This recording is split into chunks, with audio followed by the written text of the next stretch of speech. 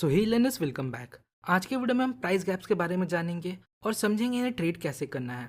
तो आइए बिना आपका कीमती टाइम वेस्ट किए वीडियो को शुरू करते हैं। First of all, what is gap up?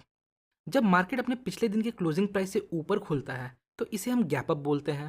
For example, ये हमारे प्रीवियस डे का कैंडल क्लोज है और यहाँ मार्केट अपने प्रीवियस डे के क्लोजिंग प्राइस से ऊपर खुलता है और यहाँ हम इस गैप को क्लियरली नोटिस कर सकते हैं।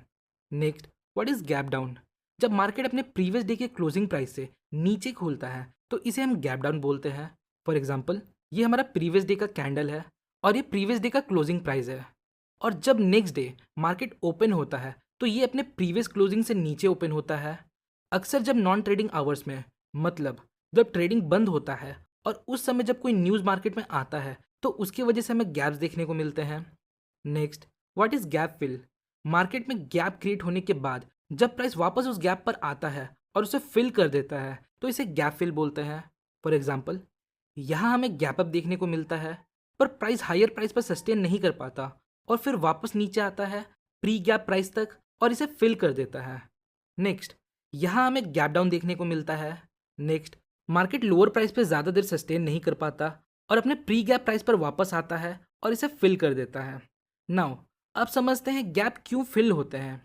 देखिए, जब किसी गैप के बनने का रीज़न इरेशनल और इमोशनल होता है और वो ट्रू फंडामेंटल फैक्टर पर बेस्ड नहीं होता है, तब गैप्स अपने डायरेक्शन में सस्टेन नहीं कर पाते और फिर प्राइस रिवर्स हो जाता है और वो अपने गैप को फिल कर देता है।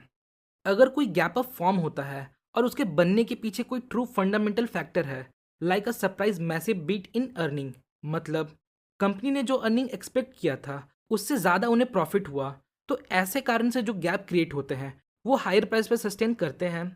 बट अगर आप कोई गैप देखते हो और वो न्यूज़ हाइप के कारण बना है या फिर फेक न्यूज़ के कारण बना है, तो ऐसे गैप अप के कारण जो स्टॉक होता है वो ओवर वैल्यूड या ओवरबॉट हो जाता है।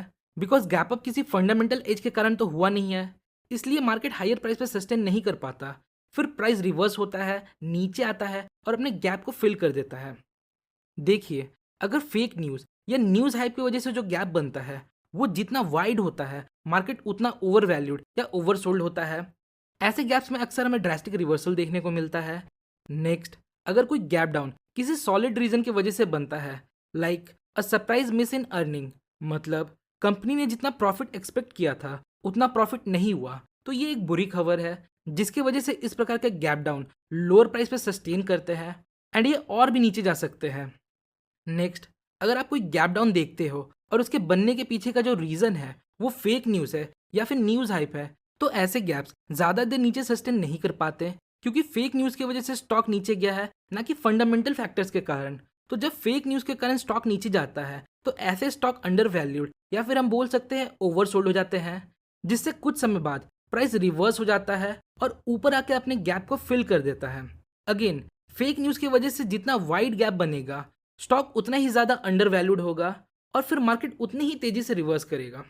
अगर आप मार्केट को पिछले कुछ सालों से देख रहे हो तो आपको ये सब क्लियर हो रहा होगा कि कैसे किसी कंपनी के अर्निंग पर हमें मार्केट का बिहेवियर देखने को मिलता है और कैसे फेक न्यूज़ पर हमें मार्केट का बिहेवियर देखने को मिलता है। आइए अब कुछ गैप ट्रेडिंग स्ट्रैटेजीज को देखते हैं जिसे हम प्राइस एक्शन के साथ कंबाइन करके यूज़ करेंगे। ये रिवर्सल पॉइंट्स हमें रेजिस्टेंस लेवल प्रोवाइड करता है। नेक्स्ट, प्राइस रेजिस्टेंस के पास एक गैप अप फॉर्म करता है और रेजिस्टेंस के जोन में एंटर करता है और हम सभी को पता है रेजिस्टेंस के पास सेलर्स एक्टिव होते हैं जो प्राइस को नीचे ले जा सकते हैं। नेक्स्ट, यहाँ हमें एक वाइट गैप अप भी देखने को मिलता है जिसका मतलब अभी स्टॉक ओवर वैल्यूड है। तो यहाँ हमें एक शॉर्ट ट्रिप सेटअप मिलता है पर हम ट्रेड में डायरेक्टली एंटर नहीं होंगे। यहाँ हमें लोअर टाइम फ्रेम में कंफर्मेशन का वेट करना है। अगर लोअर टाइम फ्रेम में हमें शॉर्ट ट्रेड का कंफर्मेशन मिलता है तब हम ट्रेड में एंटर होते हैं। अगला एग्जांपल देखिए, ये हमारा सपोर्ट लेवल है। नेक्स्ट, यहाँ सपोर्ट लेवल पर गैप डाउन देखने को मिलता है, तो हम सभी को पता है सपोर्ट लेवल पर बायर्स एक्टिव होते हैं जो प्राइस को ऊपर ले जा सकते हैं और गैप डाउन भी है जो हमें बताता है मार्केट अभी ओवरसोल्ड हो गया है। तो यहाँ हमें कंफर्मेशन का वेट करना है। कंफर्मेशन के लिए हम लोअर टाइम फ्रेम को देखेंगे, फिर हम ट्रेड में एंटर हो सकते हैं। अगला एग्जाम्पल देखते हैं। यहाँ देखिए, थ्रू दिस पॉइंट ये हमारा सपोर्ट लेवल है। नेक्स्ट, प्राइस इसे गैप डाउन के साथ ब्रेक करने की कोशिश करता है पर नीचे क्लोजिंग नहीं दे पाता, मतलब ये एक फॉल्स ब्रेक सेटअप है। तो प्राइस जब इस लेवल को ब्रेक करके वापस ऊपर आ जाता है और एक फ्रेश ग्रीन कैंडल बनाता है तो हम यहाँ ट्रेड में एंटर हो सकते हैं। अगला एग्जांपल देखते हैं। यहाँ देखिए, ये हमारा सपोर्ट लेवल है। नेक्स्ट, यहाँ हमें सपोर्ट पर गैप डाउन देखने को मिलता है जो हमें एक अच्छा लॉन्ग ट्रेड सेटअप प्रोवाइड करता है। तो इसके लिए हमें छोटे टाइम फ्रेम में कंफर्मेशन लेना होगा। यहाँ देखिए, ये सेम चार्ट है डेली टाइम फ्रेम में और ये लोअर टाइम फ्रेम में। ये एरिया और ये एरिया दोनों सेम है, एक डेली टाइम फ्रेम में है और दूसरा लोअर टाइम फ्रेम में है। यहाँ देखिए, यहाँ हमें एक फॉलिंग वेज पैटर्न देखने को मिलता है छोटे टाइम फ्रेम में और यहाँ हमें एक गैप अप देखने को मिलता है जो इस ट्रेंड लाइन को ब्रेक कर रहा है।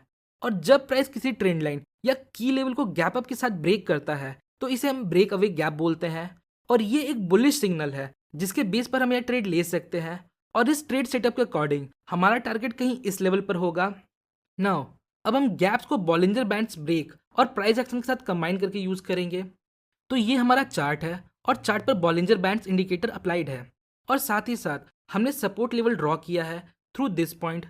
नेक्स्ट, प्राइस जब वापस अपने सपोर्ट को अप्रोच करता है तो यहाँ हमें एक वाइड गैप डाउन देखने को मिलता है जो हमें बताता है अभी स्टॉक ओवरसोल्ड है। प्लस यहाँ मल्टीपल कैंडल्स लोअर बैंड को ब्रेक करता है जो ये फर्दर कंफर्म करता है कि मार्केट अभी ओवरसोल्ड है। नेक्स्ट, जब हमें सपोर्ट पर ट्रेंड चेंज कंफर्मेशन मिलता है तो उसके बेस पर हम यहाँ लॉन्ग ट्रेड में एंटर हो सकते हैं।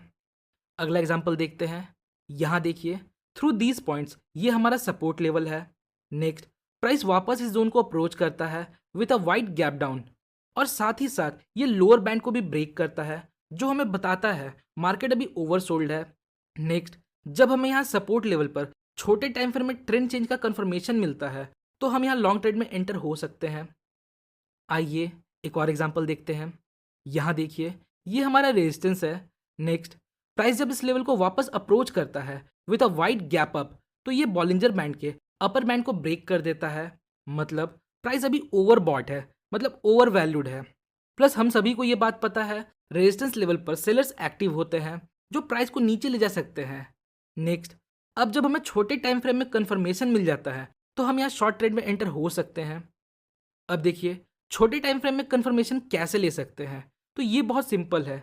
सिंपली आपको छोटे टाइम फ्रेम में प्राइस एक्शन पैटर्न्स को देखना है, लाइक कोई रिवर्सल पैटर्न या फिर candle stick pattern etcetera.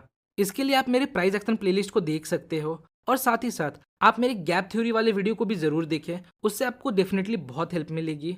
So hopefully guys इस वीडियो से आपको कुछ सीखने मिला होगा। अगर आपको वीडियो थोड़ी सी भी इन्फॉर्मेटिव लगी तो वीडियो को लाइक और चैनल को सब्सक्राइब जरूर करें। मिलते हैं नेक्स्ट वीडियो में, तब तक के लिए best of luck for stock journey.